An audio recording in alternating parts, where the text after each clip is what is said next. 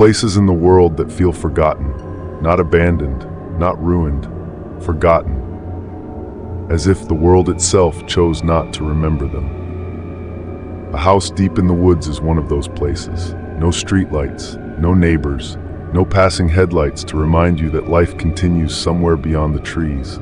Just timber walls that breathe in the cold, floorboards that answer footsteps with whispers, and windows that reflect more than the room behind you. Tell me something, have you ever walked into a place and felt it recognize you? Not familiar, recognize, like it already knew your shape, your voice, your fear. Tonight we enter 3 houses, cabins, lodges, cottages, forest homes, each one isolated, each one holding something that never truly left. And by the end of tonight, you may start to wonder whether empty houses are ever really empty. This is episode 15, The House That Waited in the Woods. Let's begin.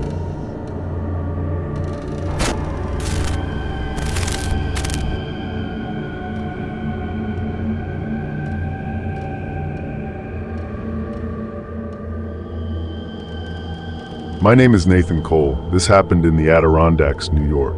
And before I begin, I need to ask you something.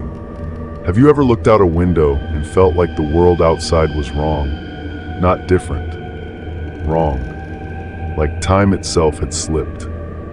Because some windows don't show you where you are. Some show you when. And once you see what comes next, you can never really go back to living inside the present. I rented the house in early November. 3 nights. Remote. Forest property. An old timber house at the end of a dirt road no one seemed to use anymore. The listing said Quiet Mountain Retreat. That should have been the first warning. Places that advertise silence too heavily usually know exactly what kind they're selling. I wasn't there for vacation. I was there because I couldn't stay home anymore. 6 months earlier, my younger brother Daniel had died. Car accident, rain, black ice. One of those sentences people say as if the weather itself were enough explanation. He was 27, I was 32. And grief has a way of making every room feel haunted, even when it isn't. So I left the city, told myself I needed air, space, distance. Maybe what I really wanted was a place quiet enough to hear what I had been avoiding. You ever do that? Go somewhere hoping the silence will answer the questions you can't? The house was older than the photos suggested. 3 floors, stone foundation, wooden walls darkened by age, a narrow staircase leading up to a finished attic. That was the room that caught my attention immediately, not because of what was inside, because of the window. One single attic window facing the forest, tall and narrow, framed in old black wood, the glass slightly warped, like it had been there longer than the house itself. That first evening, everything felt ordinary. I unpacked downstairs, started the fireplace, made coffee, the kind of routine that helps you pretend you're still in control. By around 10, I decided to explore upstairs. The attic room was empty except for an old armchair and a small desk. And the window, outside, dark forest, moonlight over bare branches, stillness, perfectly normal. At first, then I saw movement, a car, headlights weaving slowly up the dirt road. I frowned. No one should have been out there. The nearest house was miles away. I leaned closer. The headlights stopped at the front of the property. A man got out, tall, dark jacket, walked to the front door, then looked up directly at the attic window, at me. Even from that distance I could see his face, and my blood went cold. It was Daniel, my brother, dead for 6 months, standing outside the house, looking directly at me. Tell me something. If you saw someone you lost, not in a dream, not in memory, but standing outside your house, would you go downstairs? I ran, down 2 flights of stairs, nearly slipped on the landing, unlocked the front door, stepped outside, nothing, no car, no headlights, no Daniel, just forest, and cold, deep November cold. I stood there for a long time, telling myself grief does strange things. Fatigue, stress, memory projection, all the words we use to give fear a shape we can survive. Then I looked up. The attic window was glowing. I hadn't left any light on. The next morning, I convinced myself I'd imagined it. I spent the day hiking, trying to clear my head. By nightfall, I was almost calm again, until I went back upstairs. The attic window showed rain, heavy rain, sheets of it, but outside the night was clear, stars visible, dry ground, no wind. The rain in the window grew stronger. And then I saw myself, tomorrow's me, standing in the yard below, soaked, staring up at the house, holding something, a shovel. Tell me honestly, if a window showed you tomorrow, would you try to change it? Or would you become afraid of causing it? I didn't sleep. I sat downstairs until sunrise. The next day remained clear, no rain, no storm forecast. By afternoon, I almost laughed at myself. Then around 6, clouds rolled in, dark, fast, the kind of storm that feels personal. By 7, it was pouring, exactly as the window had shown, and I found myself standing at the back door, raincoat on, shovel in hand, because earlier that afternoon I had found something. There was a patch of disturbed earth behind the house, fresh, uneven, as if something had been buried recently or dug up. I hadn't meant to go out there, but the image from the attic had stayed with me, and somehow, without deciding, I had picked up the shovel. You ever feel like you're following instructions no one actually gave you? That's what it felt like. I dug, rain soaking through my sleeves, mud thick around my boots. After 10 minutes, the shovel struck wood, a box, small, old, wrapped in oilcloth. I brought it inside, opened it on the kitchen table. Inside, photographs of the house, old black and white photographs, decades old. And in every single one, someone stood at the attic window, watching, different faces, different years, same room, same expression, waiting. Then I found the last photograph, newer, color, recent, me, standing at the attic window, taken the night before I arrived. Tell me something, if a house already had a photograph of you before you got there, would you still stay? I should have left. Instead, I went back upstairs, to the attic, because I needed answers. The window showed daylight, tomorrow's daylight. And in it, I saw police cars at the front of the house, red and blue lights flashing, men in rain jackets carrying something out on a stretcher, a body bag. My body. I stumbled back, heart pounding, because lying in the armchair behind me was Daniel. Not dead, not alive, just sitting there, looking exactly as he had 6 months earlier. Wet hair, bruised temple, soft smile. "Nate," he said, voice calm, "you shouldn't keep looking." I couldn't breathe. "Daniel?" He tilted his head, almost sadly. "That window doesn't show tomorrow," he said. "It shows the next version." The room went colder. He stood, walked toward the window. His reflection moved before he did. Then he said the sentence I still hear every night.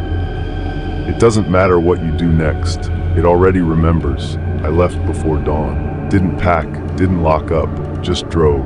Storm behind me, forest disappearing in the rearview mirror." 2 days later, the house burned down. Electrical fire, they said. Complete loss. No attic left, no window, no records, no previous ownership history. Nothing. But last week, I was cleaning old files on my laptop, and I found a photo I never took, the attic room, the black window, and someone standing inside it. Looking out, it was me, older, more tired, and written across the glass in condensation, 3 words. "See you tomorrow."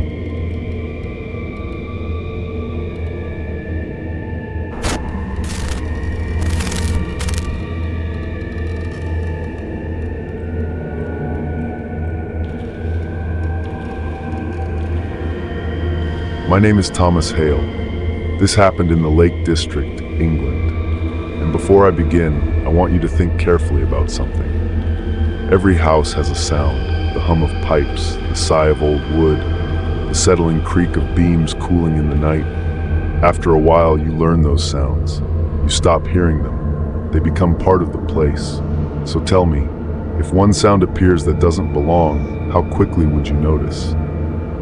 And more importantly, how long would you pretend you hadn't? Because that's how it started for me. Not with a scream, not with a shadow, with a door that was already open. I inherited the house from my uncle Arthur. He was never a man who explained things. A widower, no children, lived alone in the woods outside Keswick for nearly 30 years. the kind of man who preferred storms to people. When the solicitor handed me the keys, he said something strange. He never went below after dark. I laughed.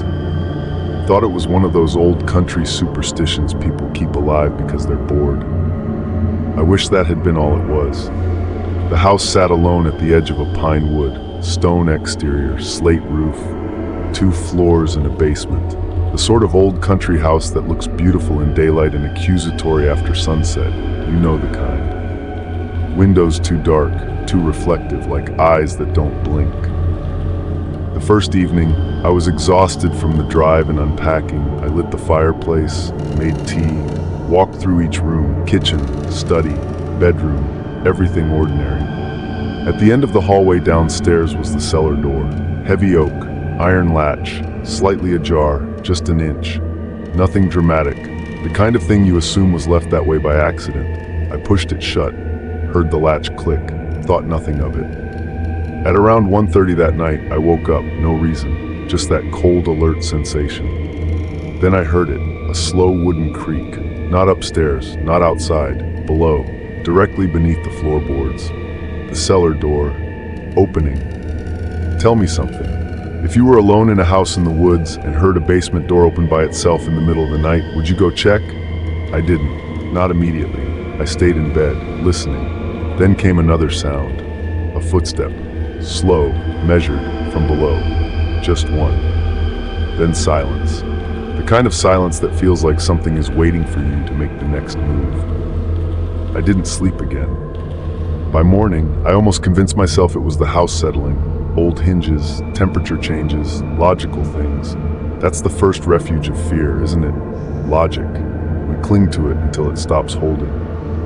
I went downstairs, the cellar door was open. Again, the same inch, same quiet invitation. I stared at it longer than I'd like to admit. Then I shut it again, harder this time. Made sure the latch was secure. The second night, it was open wider, 3 inches. I know because I measured it in my mind. The kind of absurd detail you remember when you're trying not to panic. This time I knew I had shut it. I had heard the latch. I had checked it twice. Still, there it was, open, waiting. You ever have the feeling that a house is testing you? Not threatening, just measuring how much you'll tolerate. That's what it felt like. On the third night, I heard the footsteps again. 2 this time. 1. Pause. 2. Slowly climbing the cellar stairs, stopping at the other side of the door. I sat frozen in the armchair, unable to look away from the hallway. The latch lifted, soft metallic click, then the door moved. Another inch, now 4. I don't mind telling you, I was afraid, not movie fear, real fear. The kind that drains warmth from your hands, the kind that makes every shadow seem inhabited. Tell me honestly, if something in the basement wanted to come up, would you keep the door closed? Or would you open it first and see what was waiting? By the 4th day, curiosity got the better of me. That's the dangerous part, isn't it? Fear and curiosity often walk hand in hand. I took a torch and went down. The cellar smelled of damp stone and old earth. Shelves lined the walls, boxes, jars, old tools. At the far end stood a wooden chair, facing the stairs as if someone had been sitting there, watching the door, waiting for it to open. There was dust everywhere, except on the chair. Then I saw the wall. Behind the chair, names scratched into the stone, dozens of them, different handwriting, different years. At the bottom, fresh enough to stand out, my own. Thomas, carved deep, clean lines, as though written recently. I had never been in that cellar before. Tell me something. If a house already knew your name, how long had it been expecting you? That night I tried something different. I wedged a dining chair beneath the cellar handle. Heavy oak pressed firmly against it. There was no way it could open. Around 2 a.m., the footsteps began. But this time they were different. More than one set.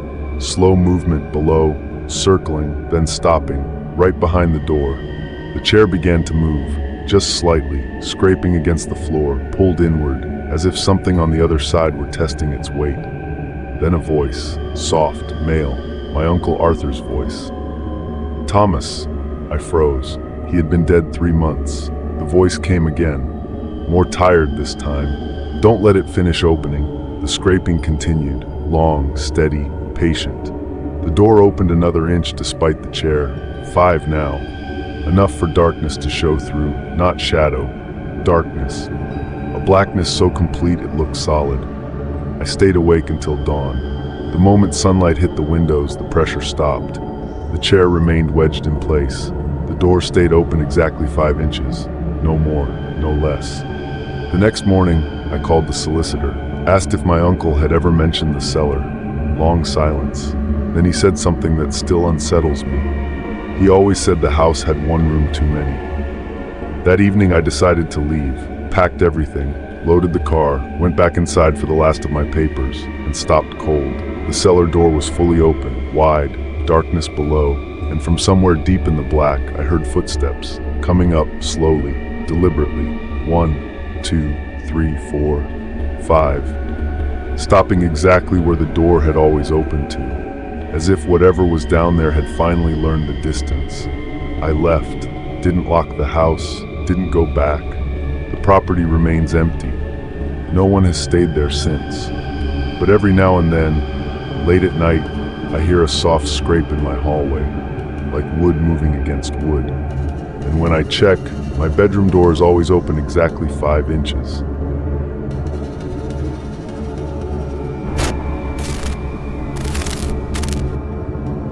Tonight, the woods did not frighten you. The darkness outside the windows was not the real danger. The trees were only witnesses. The wind was only a messenger. Because the true horror was never outside. It was waiting inside the walls, inside the rooms that learned the shape of a life, inside the floorboards that remembered every step, inside the doors that opened not because of the wind, but because something within had decided you belonged there. Tell me something before we part tonight. Have you ever gone home and felt, for the smallest moment, that something was different? A chair moved slightly from where you left it. A portrait tilted just enough to catch your eye. A hallway longer than it should be. A room colder than the rest. A door you are certain you closed, already open. Would you notice? Or would the house notice first? Because some places do not simply shelter us. They study us. They listen when we cry. They learn the rhythm of our footsteps. They memorize the sound of our breathing in the dark. And when grief, loneliness, exhaustion, or fear leaves a crack in the mind, they slip inside. Patient, silent, hungry, not for flesh, for memory, for identity, for the quiet spaces inside you where your name lives. Tonight, 3 houses opened their doors. A cabin with 2 entrances. A guest room that whispered before it was entered. An attic window that watched tomorrow unfold. A basement door that opened inch by inch. A portrait that rewrote its own history. A home that remembered its previous soul more clearly than the one living there now. But ask yourself, were those stories about haunted houses? Or were they about something far worse? Places that do not haunt. Places that replace. So before you sleep tonight, look once more at your room. The walls, the corners, the reflection in the window, the dark line beneath your door. Listen carefully. If you hear footsteps, count them. If you hear breathing, make sure it matches your own. And if your reflection blinks before you do not look away too quickly. Because sometimes the thing staring back isn't trying to scare you. Sometimes it is simply waiting for its turn. You've just listened to Mr. Haunting Whispers TV, where stories breathe in the dark and silence remembers your name. If tonight's whispers followed you home, don't worry. Some stories never end. They only move in. Until the next whisper, keep your lights dim, your mind open, and your doors locked. Because somewhere, in every empty room, something is still listening. You've been listening to Mr. Haunting Whispers, where every truth leaves a scar. If the story unsettled you, good. That means you were listening. Subscribe and stay close to the dark, because the next whisper might be for you.